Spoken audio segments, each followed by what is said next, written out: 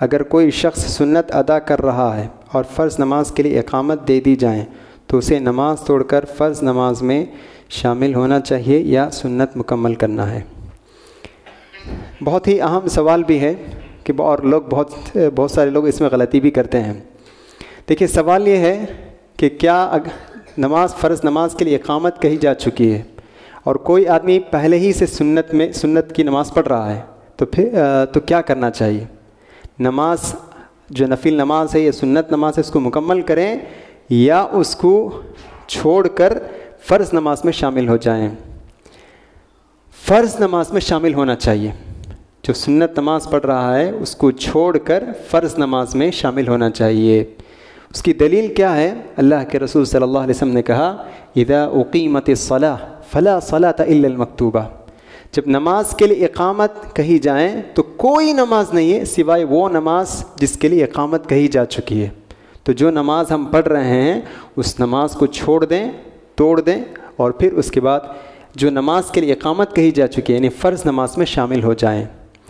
مگر جو پڑھنے والا شخص ہے وہ بالکل ختم کے قریب ہے، بالکل ختم کے قریب ہے، نماز کے بالکل اختتام پر پہنچ چکا ہے، تو جلد از جلد نماز مکمل کر لیں اور پھر اس میں شامل ہو جائیں۔ لیکن اگر کوئی شخص ابھی نماز شروع کیا ہے اور کچھ حصہ باقی ہے تو ایسی صورت میں نماز چھوڑ کر فرض نماز میں شامل ہو جائیں۔ تو یہ تو جیسا کہ میں نے کہا اس حدیث کی روشنی میں۔